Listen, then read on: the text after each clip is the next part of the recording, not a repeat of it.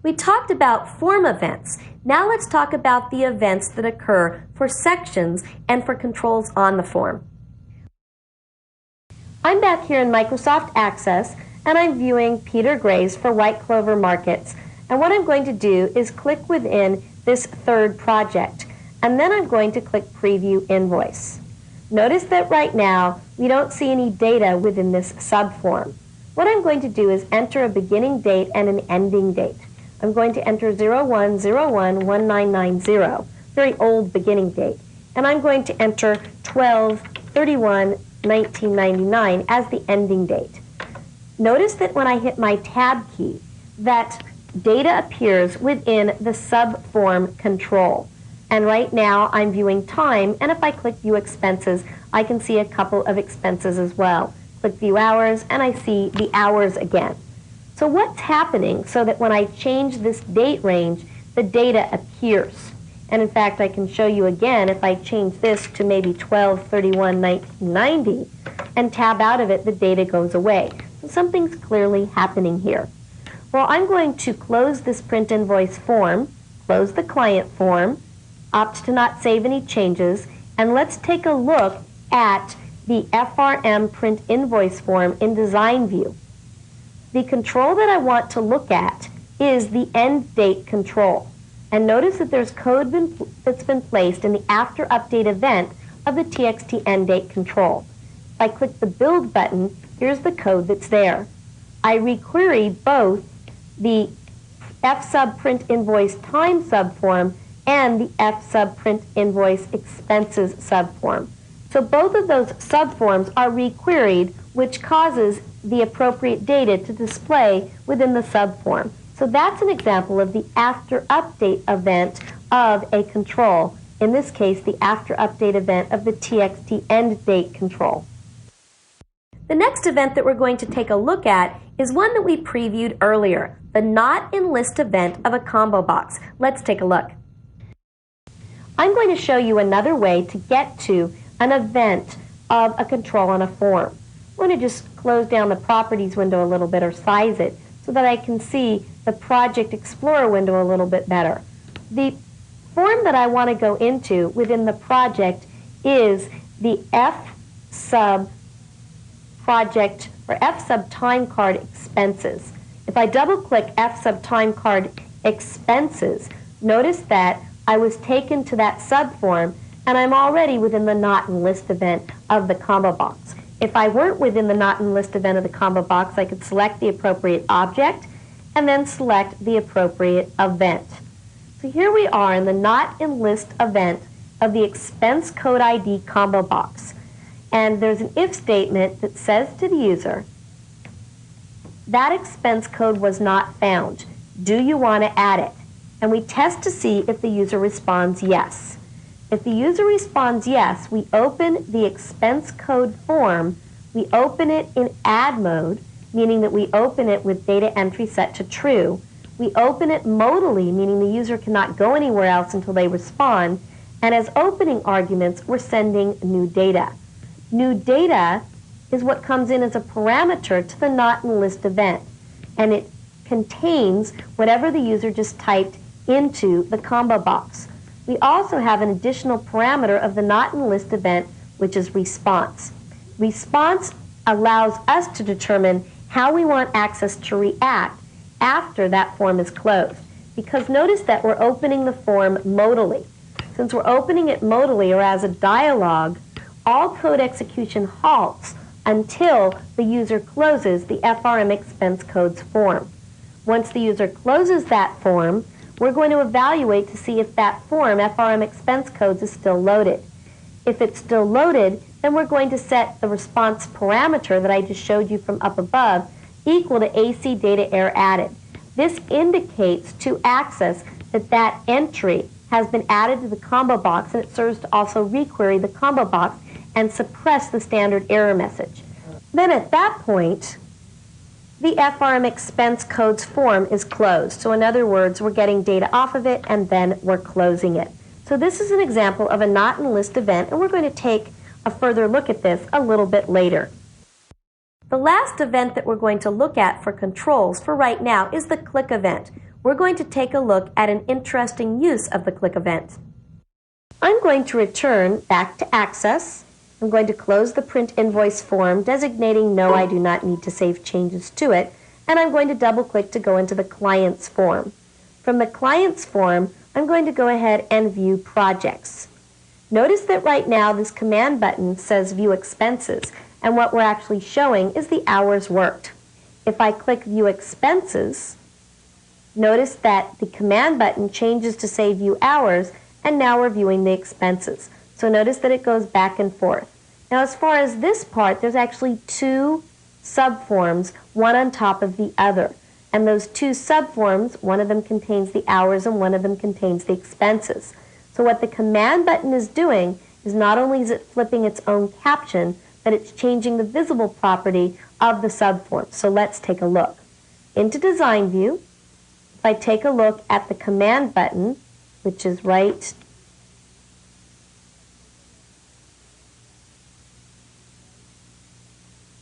down here, and I look at its click event, notice that it says, if the command button's caption is View Expenses, then set one of the subforms visible property to false and the other subform's visible property to true, and change the caption to View Hours. On the other hand, if the caption's already View Hours, you set the expenses subform's visible property to false and the hours to true, and we set the caption back to View Expenses. So this is an interesting use of the click event that actually allows this command button to act as a toggle of sorts. Just as forms have a sequence of events, so do controls. Let's take a look. When focus is moved to a specific control, that control gets an enter event and then a got focus event. Sometimes a control gets an enter and a got focus for other reasons, such as that a form is opening. So as a form is open, first you get an open event for the form, then you get an activate event for the form, and then you get a current event for the form. After the current event for the form, you get an enter event for the first control on the form, and a got focus event for that control. Just as a control may get an enter event and got focus as the form is opened, it also can get an exit event and a lost focus as the form is closing. As a form is closing, first the control that has the focus gets an exit event and a lost focus event. Then the form itself gets an unload event, followed by a deactivate, and followed by a close. So you can see the form's opening or closing affects the controls on that form. When data is updated on a form, as focus moves to another control, first you get the before update event of the current control, and then the after update event of the current control. Then the current control gets an exit event, and then it gets a lost focus event. As every single character is typed within that control, you get a key down, key press, change, and key up for that control. And remember that if key preview is set to true, you also get the corresponding events for the form itself. Before we move on into other topics, let's just make sure you understand how to build some of the common types of forms that are available to you. Tables in the list of objects, and then I'm going to select TBL clients. With TBL clients selected, I'm going to use the new object drop-down to create a form in Design View based on TBL clients. Notice that I get a blank form, and here's my field list, and I'm going to grab some controls and place those controls onto my form. So here I have some controls. I'm going to go ahead and size the form as well. And now I'm going to run this form. Right now, I only see one record at a time. If I go back to Design View, that's called single form. The next type of form that I can create is by going to the Format tab for the form, and on the Format tab, I can select, rather than single form, I can select continuous forms. If I select continuous forms and I run this form, notice that I can see more than one record at a time. And in fact, if I expand the size of the window, I can see additional records or parts of records as well, as much as fits within my screen real estate. So this is called continuous forms and allows me to view multiple records at a time. The next type of form that we're going to take a look at is a tab form, which allows us to conserve screen real estate. What I'm going to do is go back into Design View, and I'm going to select these controls that are on the form and delete them. What I'm going to do, I'm going to move the field list out of the way, and what I'm going to do is expand the size of the form, and I'm going to add a tab control to the form. I do that using the toolbox. From the toolbox, I'm going to select a tab control, which is located right here. I select the tab control, and I click and drag to place the tab control on the form. And notice that I get 2 pages. I can now select some controls, place them on one page, select another page, and I could opt to select some different controls and place them on another page. If I go to Form View, notice that right now I'm still in continuous, so I'm going to go back to Design View for a moment, change that one property back so that we don't confuse things here. Instead of continuous, I'm going to go back to single form, which by far would be the most common if you're dealing with a tabbed form. Here we have our form. We're viewing one record, some of the fields from that one record, and now some of the additional fields. Notice I'm still on record 1. I can move from record to record, and for any record, I can see any of the additional fields. Let's see what else we can do with this tabbed form. I'm going to go back to Design View and take a look at some of the properties that are important for this tabbed control. One of the things I can do is right-click the control, and I can opt to insert a page. I'm going to actually insert 2 different pages. I'm going to go to the first page, double-click it to bring up its properties, and I'm going to change its caption to Main Info.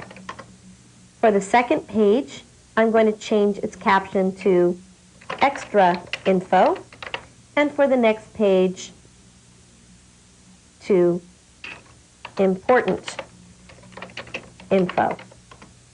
I'm now going to take some fields, and I'm going to drag and drop some additional fields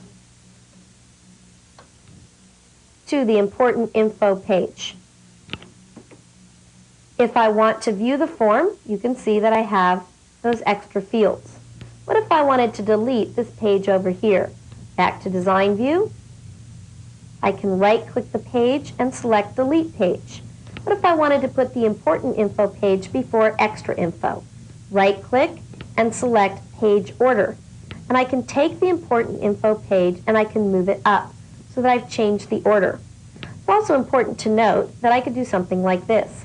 I can use an ampersand before the M, an ampersand here before the I, and it does not, by the way, need to be the first character.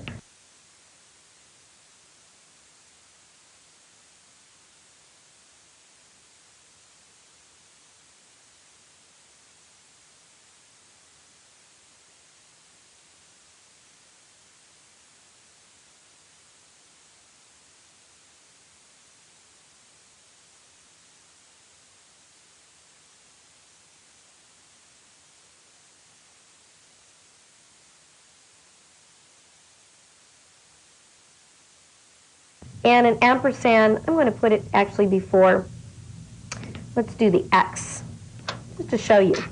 So now, if I use Alt-I, I get to Important Info, Alt-X, I get to Extra Info, Alt-M, I get to Main Info.